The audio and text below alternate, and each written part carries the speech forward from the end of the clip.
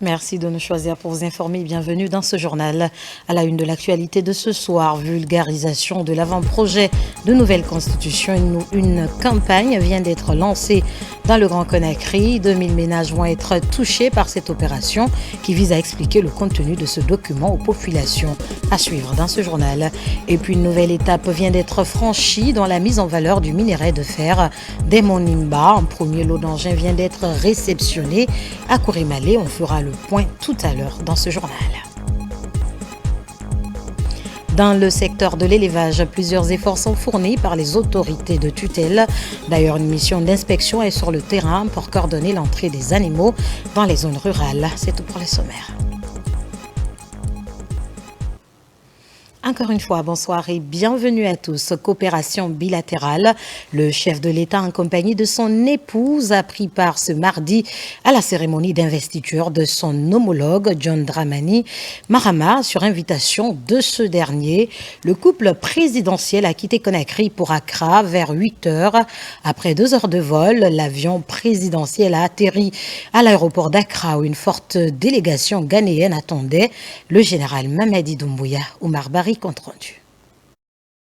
Ce mardi 7 janvier 2025 marque un événement d'une grande portée pour les relations diplomatiques entre la Guinée et le Ghana, avec l'investiture du président élu du Ghana, son Excellence John Dramani Mahama.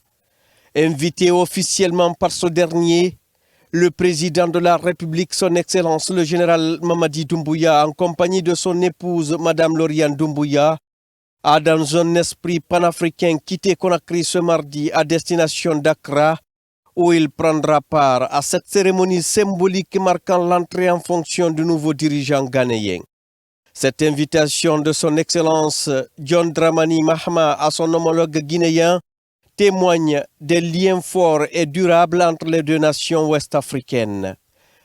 Elle reflète non seulement une relation d'amitié, mais aussi une volonté partagée de consolider les échanges bilatéraux tant au niveau politique qu'économique. Le président John Dramani Mahama, dont la victoire lors des élections présidentielles du 7 décembre 2024 a marqué une étape importante dans la vie politique du Ghana, a vu dans la présence de son Excellence le général Mamadi Doumbouya une opportunité pour renforcer les relations fraternelles entre Conakry et Accra, mais aussi pour affirmer la coopération dans divers domaines d'intérêt commun. L'invitation du général Mamadi Doumbouya est ainsi un signal clair de l'engagement des deux chefs d'État à poursuivre leurs efforts pour renforcer les relations de coopération solides et constructives que la Guinée et le Ghana ont entretenues dès les années d'indépendance sous la direction des présidents Ahmed Sékou Touré et Kwame Nkrumah. Le départ du général Mamadi Doumbouya à l'aéroport international Ahmed Sékou Touré a été marqué par une cérémonie empreinte de solennité.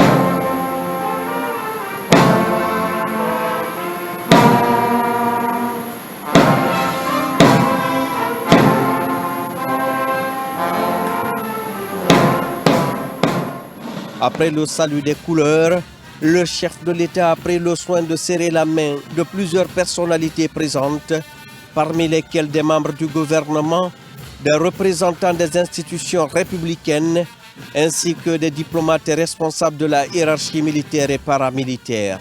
Ce moment a reflété l'importance attachée à ce voyage diplomatique. Cette visite s'inscrit dans le cadre de la diplomatie active, souterraine et proactive du président général Mamadi Doumbouya. Depuis le 5 septembre 2021, son Excellence, le général Mamadi Doumbouya, a mis un accent particulier sur le renforcement des relations extérieures de la Guinée, cherchant ainsi à positionner le pays sur l'échiquier politique et économique régional et international. En témoigne la présence de la Guinée à plusieurs forums et rencontres bilatérales stratégiques à travers le monde. L'occasion de l'investiture du président John Dramani Mahama sera aussi l'opportunité pour le président, le général Mamadi Doumbouya, de rencontrer d'autres chefs d'État et personnalités politiques de la région. Ces discussions porteront sur des enjeux géopolitiques majeurs et sur la coopération renforcée entre les nations africaines face aux défis contemporains, en particulier les questions de sécurité régionale, de développement durable et de coopération économique. Le déplacement du président de la République à Accra est un pas de plus vers une consolidation des relations d'amitié et de coopération entre la Guinée et le Ghana. Les deux pays partagent de nombreux défis communs, mais également des aspirations similaires en matière de paix, de sécurité et de développement. Dans un contexte régional en constante évolution, où les enjeux géopolitiques et économiques sont de plus en plus interconnectés, le renforcement de la coopération entre la Guinée et le Ghana est une démarche stratégique qui pourrait avoir des retombées positives pour les deux nations.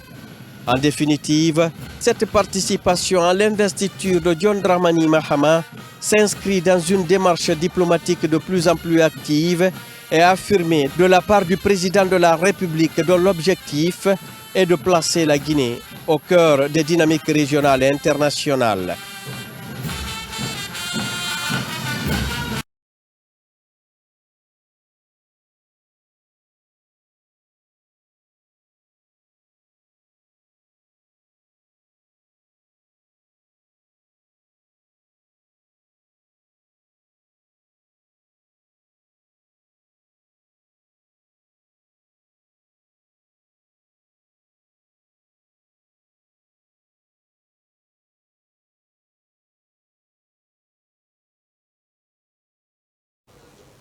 Le chef de l'État, accompagné de son épouse, a pris part ce mardi 7 janvier 2025 à la cérémonie d'investiture du président de la République sœur du Ghana qui s'est déroulée à la place de l'indépendance d'Accra. Cet événement a été marqué par des rencontres avec les chefs d'État africains.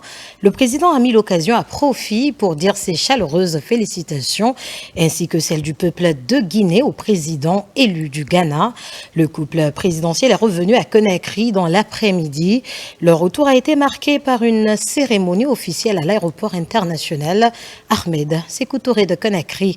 Le compte rendu avec Fatoumata Koroma. Le général Mamadi Doumbouya, président de la République, a chaleureusement accepté l'invitation du nouveau président du Ghana, John Dramani Mahama, pour assister à sa cérémonie d'investiture. Cet événement revêt une signification particulière dans l'histoire des relations bilatérales entre ces deux nations d'Afrique de l'Ouest, mettant en lumière la solidarité et l'amitié qui unissent Conakry et Accra depuis plusieurs décennies. Arrivé aux alentours de midi sur la place de l'indépendance d'Accra, dénommée Black Star Square, où s'est tenue la cérémonie, le général Mamadi Doumbouya a mis l'occasion à profit pour adresser ses vives félicitations et celles de son peuple au président ghanéen, avant de lui souhaiter plein succès dans ses projets pour son pays durant son mandat. Ce déplacement du général Mamadi Doumbouya à Accra a également été ponctué par des rencontres avec des chefs d'État africains présents, ouvrant des perspectives pour le renforcement de la coopération africaine. Fidèle à son engagement envers le panafricanisme et à la coopération entre les nations africaines, le général Mamadi Doumbouya a toujours plaidé pour une Afrique unie et solidaire. A rappelé que les relations entre le Ghana et la Guinée ne sont pas récentes. Depuis les années d'indépendance, ces deux nations ont cultivé des relations diplomatiques solides et constructives. Le 23 novembre 1958, une étape emblématique fut franchie avec la création de l'Union Guinée-Ghana, concrétisée au State House d'Accra sous la présidence d'Ahmed Sékou Touré pour la Guinée et de Kwame Nkrumah pour le Ghana. Cette union symbolisait leur aspiration à une Afrique unie et indépendante, s'inscrivant dans le processus précoce et pacifique de décolonisation des deux nations. Aujourd'hui, elles partagent non seulement un héritage commun de lutte pour l'indépendance, mais également une volonté de renforcer l'intégration régionale. Le président de la République de Guinée a été, son Excellence le général d'armée, a été invité par ses frères et amis, le président sortant et entrant du Ghana. Et le président a participé à cette cérémonie d'investiture et le peuple ghanéen lui a accordé un accueil chaleureux, un accueil fraternel. Après avoir honoré l'investiture du président de la République du Ghana, le général Mamadi Doumbouya, accompagné de la première dame, Madame Lauriane Doumbouya, a regagné Conakry dans l'après-midi. À son arrivée à l'aéroport international Ahmed Sékou Touré, le couple présidentiel a été accueilli avec les honneurs dus à son rang.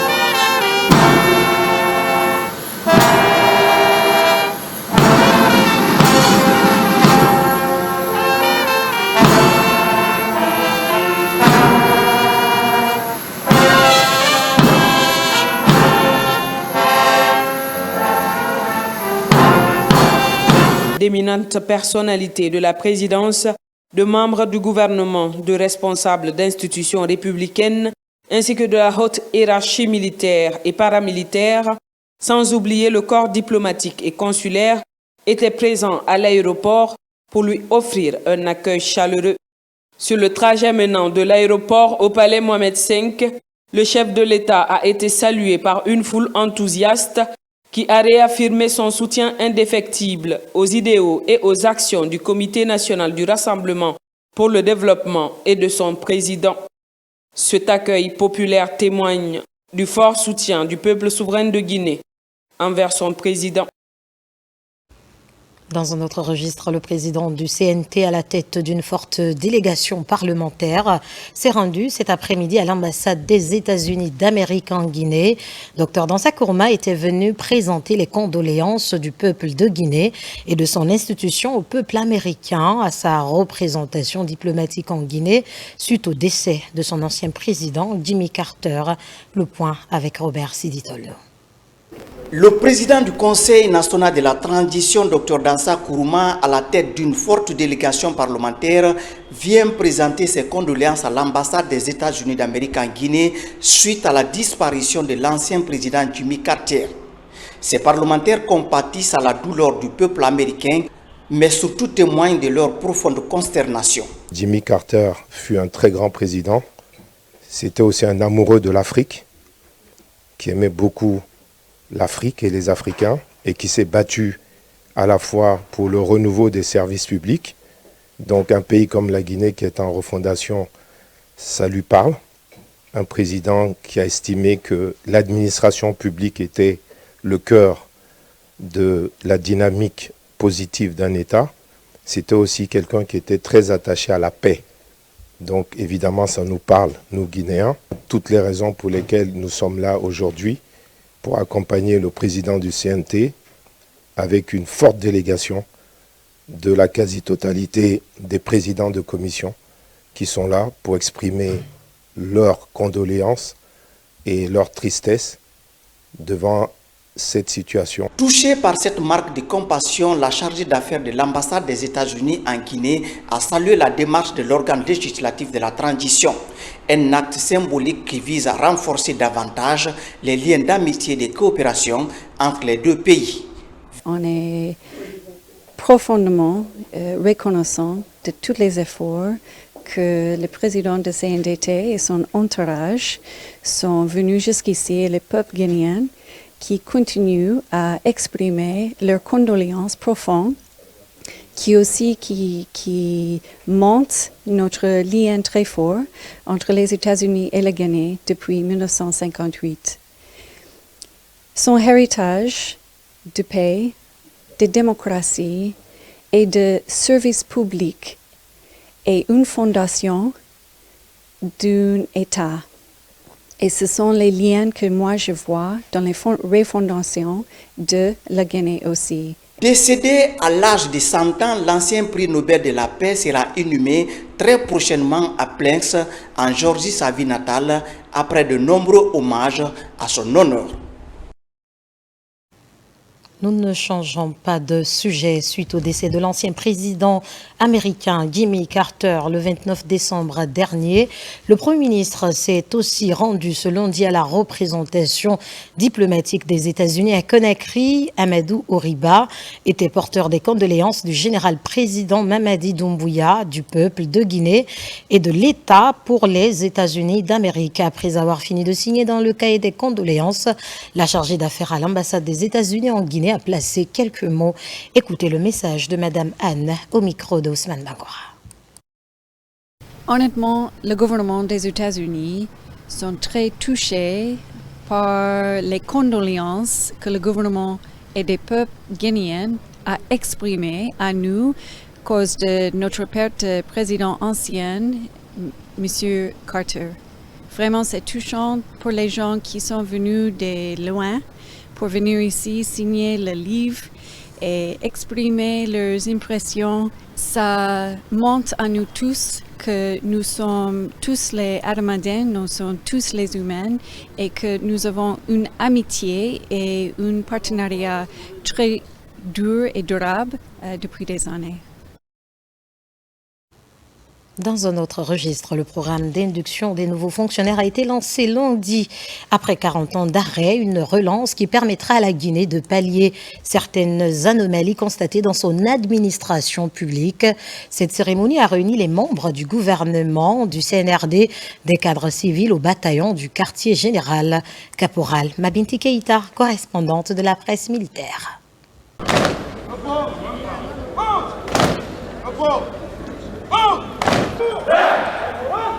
Depuis 4 décennies, le service militaire obligatoire était dans les oubliettes. Dans son vaste programme de refondation et de rectification institutionnelle, le CNRD s'inspire du passé pour réintroduire ce service militaire à travers un programme intitulé « Induction des nouveaux fonctionnaires de l'administration publique ». Pour cette reprise, ils sont au total 2000 fonctionnaires dont les personnes à mobilité réduite. L'armée creusée de l'unité nationale est aussi un modèle de vertu et d'intégrité.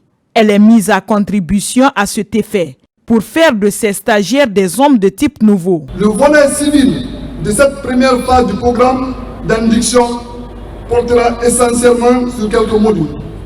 Ce sont notamment comprendre ce qu'est l'administration publique, le nouvel univers dans lequel vous vous engagez.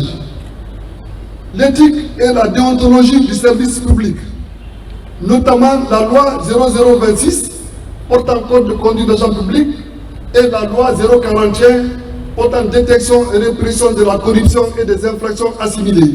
Pour leur donner un aperçu côté militaire, on a prévu un module concernant la transmission pour pouvoir communiquer, un module concernant la tactique par rapport à comment les opérations se réalisent, la topographie qui est l'étude des cartes et du terrain qui vont les permettre de se déplacer, de se retrouver. Il y a l'hygiène et le sécurisme qui seront primordiaux sur comment vivre dans certains endroits. La grande symbolique de cette cérémonie a été la présentation de ces cadres de l'administration publique au drapeau. Un moment solennel autour de l'emblème national, symbole de notre souveraineté et de l'unité de tous les fils du pays.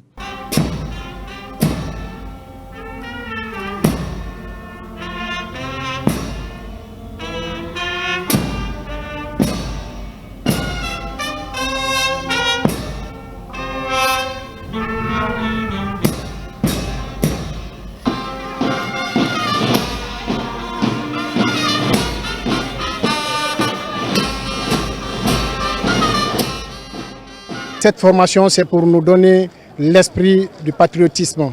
Et après cette formation, nous nous engageons à servir loyalement la nation guinéenne. C'est une journée très importante pour nous, historique. Vraiment, nous remercions le président de la République générale, Mamadi Doumbouya, et le gouvernement. Je compte aider ma nation. Ce vaste programme initié par le président de la République, chef suprême des armées, devrait permettre à ces cadres d'acquérir des connaissances citoyennes, des compétences civiles et militaires, pour une gestion vertueuse de l'administration guinéenne dans l'intérêt supérieur de la nation. Tout ce qui est l'endurance physique, le savoir-être dans la République, le savoir faire dans certains domaines, le sens civique de bons citoyens et quelques règles élémentaires d'un officier ou d'un sous-officier de réserve. Le démontage des armes, le remontage, les marches topographiques et puis le tir aux armes parce que ce sont des citoyens. Et la Constitution dans tous les pays dispose que la défense de la patrie est un devoir sacré pour chaque citoyen. Ces 2000 nouveaux fonctionnaires, après le lancement de ce programme, seront repartis dans 2 centres d'instruction de l'armée, à Kindia et Forekaria. Au terme de 5 semaines de service militaire, ils repartiront dans leurs postes d'affectation respectifs pour servir la République avec abnégation et intégrité. Comme annoncé dans les titres, une campagne de vulgarisation de l'avant-projet de nouvelle constitution vient d'être lancée dans le Grand Conakry. L'enjeu est de toucher 2000 ménages. L'objectif est de présenter surtout l'esprit et la lettre de la loi fondamentale. Après cette opération, un rapport sera élaboré et présenté au Conseil national de la transition dans le but d'enrichir le contenu du document. Abdoulaye Diallo, compte rendu. C'est parti pour la vulgarisation de l'avant-projet de la nouvelle constitution dans les ménages à Conakry. Le coup d'envoi a été donné dans la mairie de Matam.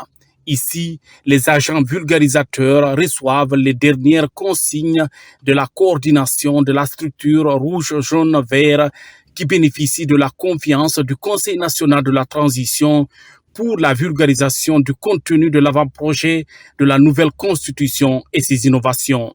Nos agents vulgarisateurs vont faire 15 jours en train de rencontrer les ménages. Déjà, le ciblage est déjà fait. Il s'agit de venir vers les ménages pour expliquer le contenu de l'avant-projet de la nouvelle constitution. Nos agents vulgarisateurs, ils sont déjà prêts, équipés mentalement et émotionnellement pour que la vulgarisation se passe dans les meilleures conditions. Le porte-à-porte est la méthode utilisée par les agents vulgarisateurs pour éclairer l'esprit des citoyens sur le contenu de ce document stratégique pour la nation. Pour avoir des résultats fiables, la bonne conduite dans cette opération de vulgarisation est de mise.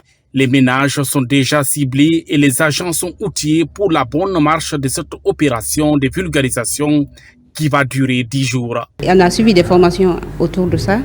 Après, maintenant, là, on a reçu des outils pour tout ça, en fait. Ça veut dire que nous sommes prêts, on a suivi les formations qu'il faut, on a des outils nécessaires pour ça. Nous avons bénéficié de la conférence du CNT pour faire une opération de vulgarisation porte-à-porte de l'avant-projet de la nouvelle constitution dans les 13 communes de Conakry. Dans le cadre de cette opération, nous avons d'abord bénéficié d'une formation que nous avons suivi avec les conseillers au même moment et le personnel du CNT au moment de la campagne que le CNT a menée à l'intérieur du pays. Durant cette vulgarisation de l'avant-projet de la Constitution à Conakry, 2000 ménages seront touchés. Une opération qui sera suivie par la présentation du rapport de vulgarisation du projet au Conseil national de la transition.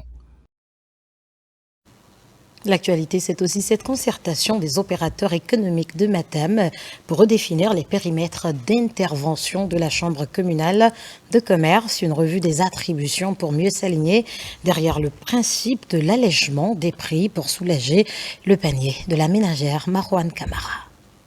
Pour inviter ses collaborateurs au respect des principes établis par le CNRD pour le bon fonctionnement des institutions républicaines, Le président de la Chambre du commerce de Matam a reçu les opérateurs économiques de sa juridiction.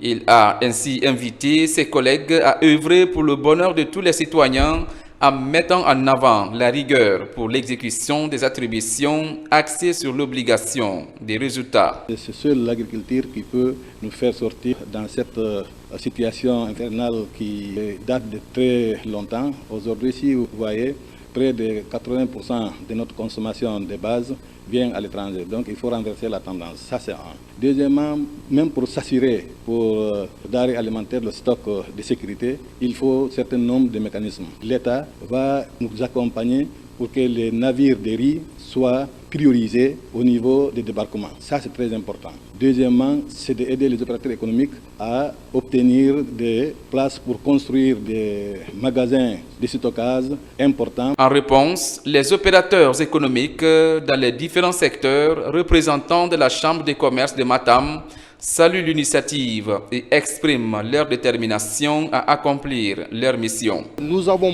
des prévisions de plus de 100 000 tonnes. Donc nous demandons vraiment une aide spéciale au gouvernement pour qu'il favorise vraiment l'accostage de nos navires, pour qu'on puisse vraiment décharger nos marchandises en temps réel et pour que ce soit rapide, pour qu'on puisse vraiment approvisionner le marché et qu'on puisse avoir vraiment nos stocks de sécurité avant le mois de Ramadan. La Chambre de commerce, dans ces démarches, se soucie beaucoup de l'allègement de la population parce que quand les produits sont en grande quantité et bien sécurisés, parce qu'il faut prévoir, nous rentrons dans un mois assez spécial, le mois de Ramadan. Ils sont en train de prendre toutes les dispositions nécessaires pour soulager la population. L'objectif visé est de faciliter les échanges en multipliant la sensibilisation pour stabiliser les prix sur le marché. Et disons que c'est une nouvelle étape qui vient d'être franchie dans la mise en valeur du minerai de fer des monts Nimba à Korémalé, à la frontière entre la Guinée et le Mali. Le premier lot d'engins de Nimba Development Company vient d'être réceptionné. Ils seront aussitôt acheminés vers Lola où les travaux devront bientôt démarrer. Lancé Kamisoko Mohamed Salioupaï, Mohamed Lamine Diallo.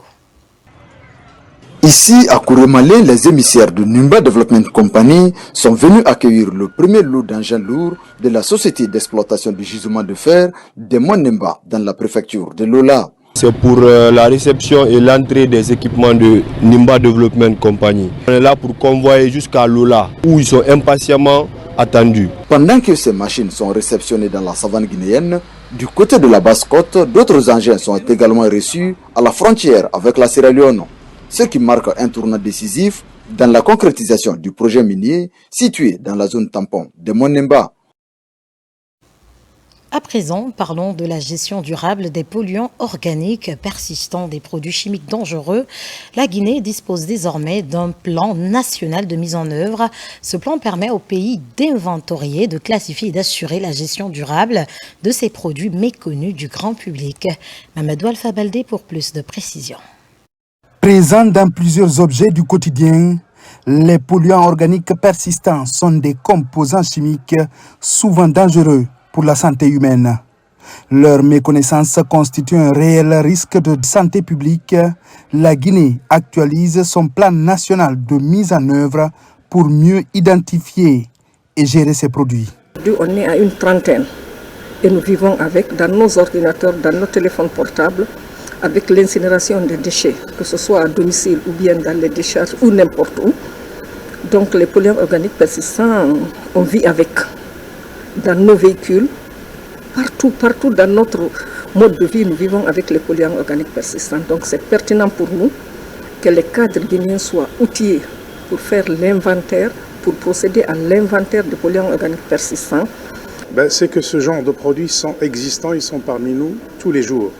La Guinée se particularise, comme certains pays de l'Afrique de l'Ouest, par l'hydrologie. C'est un château d'eau, la Guinée, vous le savez bien. Et donc, ne pas cerner ce genre de produits permet de les disséminer d'abord à travers les écosystèmes, la population, la biodiversité, et j'en passe, et aussi un transfert interpays quasiment. Donc, ce genre de produit constitue un enjeu majeur qui est dormant. Ici, des spécialistes de plusieurs secteurs échangent sur la nouvelle classification des produits. Ils sont catégorisés et les nouvelles substances désormais clairement identifiables à travers une procédure adaptée. Les résultats ci-après sont attendus. Le renforcement des capacités des experts nationaux, des autorités politiques et les parties prenantes sur la méthodologie des inventaires des forces. Les participants et les membres du comité de pilotage s'approprieront des techniques de réalisation des inventaires forces pour l'examen et la mise à jour du PNM en Guinée. À l'issue de ces journées de mise à niveau, la Guinée disposera d'un nouveau plan national de mise en œuvre lui permettant de lutter de façon plus efficace contre toutes les formes de pollution chimique. Dans le Kakandé, la valorisation et la commercialisation du riz local étaient au centre des débats entre les paysans du monde rural de la Basse-Guinée et certains partenaires. Il s'agit de passer au peigne fin les avantages liés à la consommation du riz local, mais surtout de créer le partenariat avec certaines institutions et des sociétés minières de la place en vue de faciliter l'écoulement de ce produit. Made in Guinée, Younous Atawel Kamara. Dans le monde rural, plusieurs groupements et associations optent pour la culture du riz de mangrove ou encore Bouramalé. Une agriculture qui se fait sans l'utilisation des engrais, mais très nécessaire pour faciliter la digestion.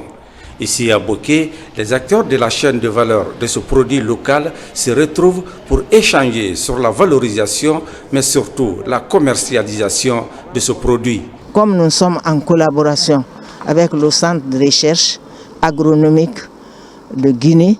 Donc, à travers ces gens-là, nous produisons des semences de qualité avec un pouvoir germinatif qui peut arranger le producteur. Aujourd'hui, la fédération est à mesure de fournir certaines quantités de riz net au niveau des consommateurs, des garnisons militaires, grâce à l'appui du gouvernement et des partenaires qui nous accompagnent.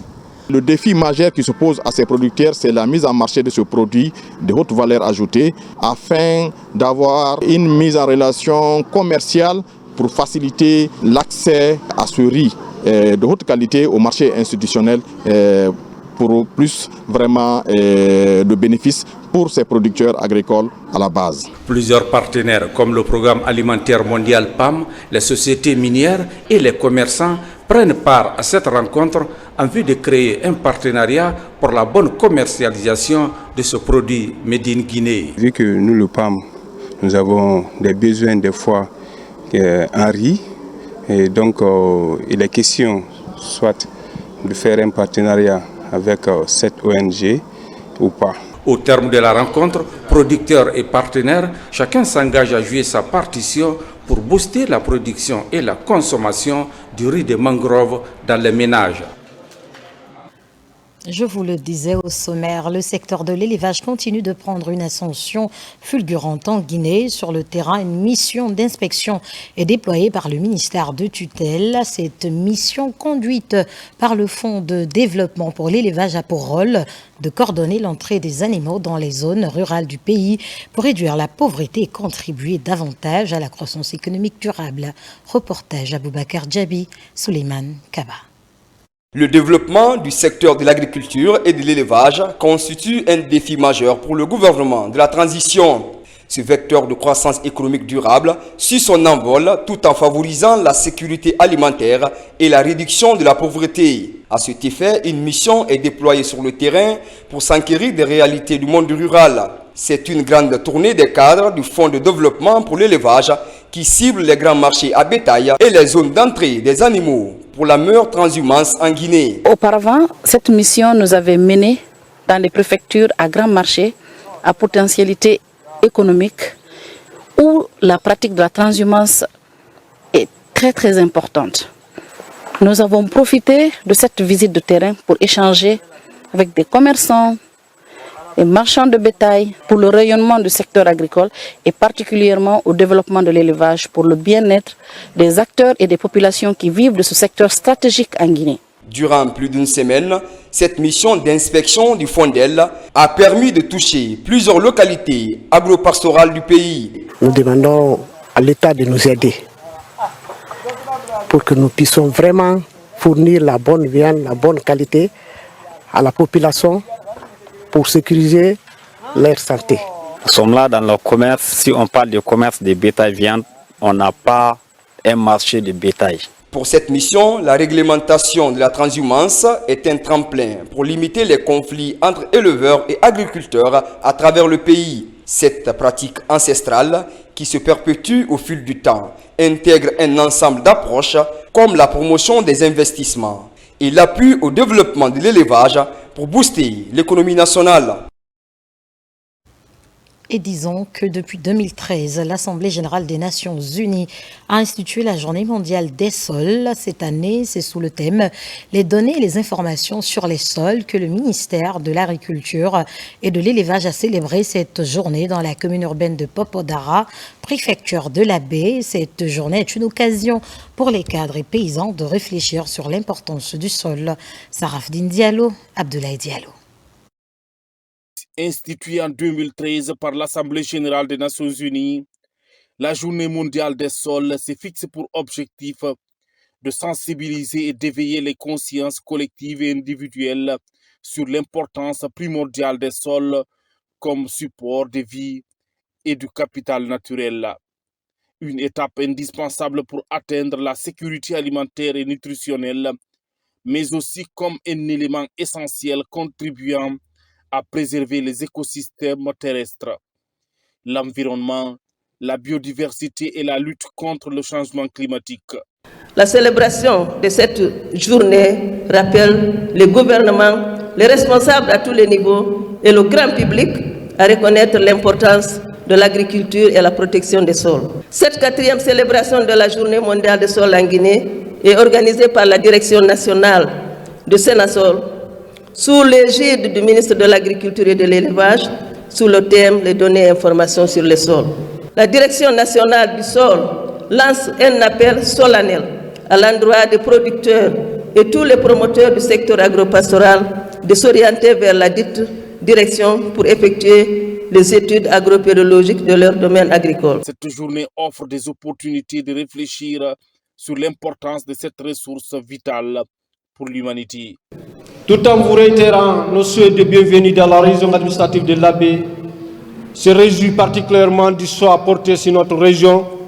Je voudrais rassurer de la disponibilité des autorités à tous les niveaux à vous accompagner en œuvrant de toutes leurs forces à vos côtés pour l'atteinte des objectifs assignés. En faveur du monde rural, maintenons le sol vivant, protégeons la biodiversité des sols, et protégeons et partageons les données et les informations sur le sol. Cela nous a fait du bien, ça nous a enseigné parce que ça nous a apporté beaucoup, parce qu'on a eu du surplus. Avant, il n'y avait que le conseil agricole qui venait avec toutes les difficultés. Les sols sont le fondement des systèmes agroalimentaires et le milieu dans lequel sont produits 95% des aliments consommés. Par ailleurs, les sols abritent à peu près 25% de la biodiversité mondiale. Cependant, c'est seulement 1% de cet univers est connu. L'année 2025, une année de grandes actions dans la commune urbaine de Sigiri. Les membres de la délégation spéciale adoptent un nouveau plan de développement local qui va toucher tous les secteurs. Une lueur d'espoir pour les habitants qui apprécient des jalons déjà posés. L'idée de renforcer surtout la synergie d'action pour un développement participatif. Diamant Kaba. Depuis avril 2024, il est devenu le symbole de la refondation de Sigiri. Souleymane Koïta, juriste et écrivain, a entrepris des actions salvatrices pour renforcer le vivre ensemble, la gouvernance sécuritaire et améliorer l'image de Sigiri, autrefois capitale de la poussière.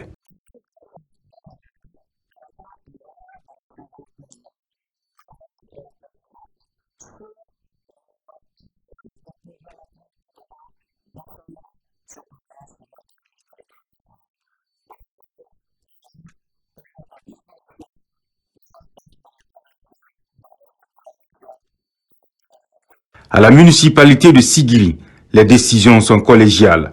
Un premier rendez-vous de l'année 2025 est organisé pour renforcer l'action de la ville. Les grandes priorités annoncées font consensus pour améliorer la vie quotidienne. Un plan d'action qui touche tous les domaines.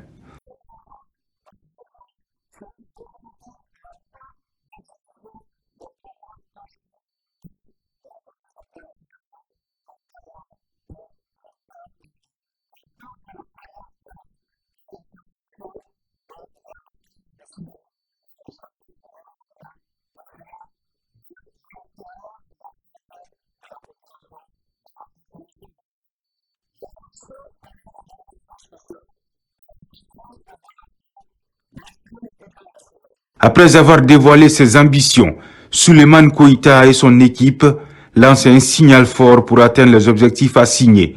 La feuille de route vient ainsi renforcer des énergies à la mairie pour permettre aux différents secteurs de participer efficacement à la réalisation des plans de développement durable. Et puis les jeunes de la sous-préfecture de Bolodou dans la préfecture de Guékédou constituent désormais une association. Elle est dénommée Jeunesse Unie pour le développement de Bolodou. En séjour dans la localité, ces jeunes ont offert des maillots et des ballons à ces écoles primaires et à 2 collèges, ainsi que des fournitures scolaires, un geste auquel viennent s'ajouter des doléances. Saint-Martin, Fancinadono, Kandesila. Bolodou, l'une des sous-préfectures de Guékédou.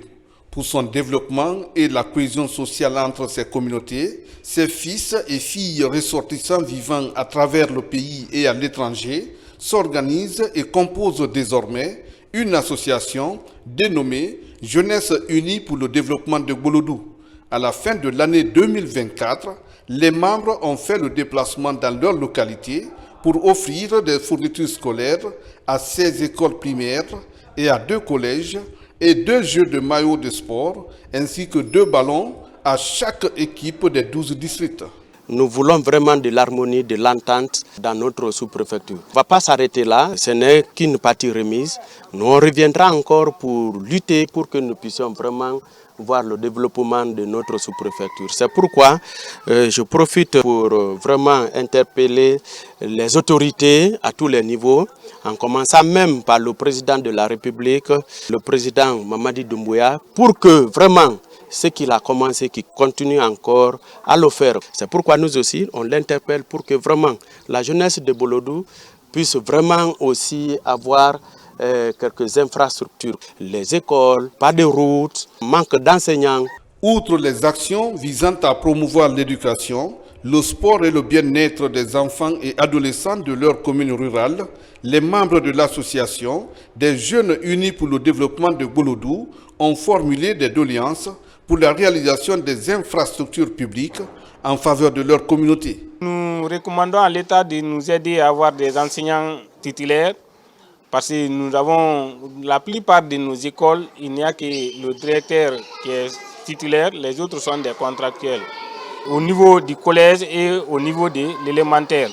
Mais aussi nous aider à construire les centres d'encadrement communautaire, les CEC, les rénovations des écoles. Quand je prends le collège de Bolodou, qui ne répond plus aux critères, le bâtiment est complètement délabré. Les principales difficultés, c'est la route. Le gouvernement de nous aider, aux ONG de nous appuyer avec les petits outillages. Évidemment, la résidence est prête à travailler, mais si on a les petits outillages, on peut faire les petites ouvertures. En fournissant des matériels éducatifs et sportifs, la Jeunesse Unie pour le développement de Bolodou espère encourager les jeunes à s'engager dans leurs études et à participer à des activités sportives, renforçant ainsi les liens communautaires. Pour finir, les fidèles chrétiens de l'Abbé peuvent désormais faire le pèlerinage sur place. C'est en faveur de la 27e édition de l'année du Jubilé, une instance qui célèbre l'ouverture de la porte sainte du pèlerinage. On fait le point avec Sarafdine Diallo et son Assagnon.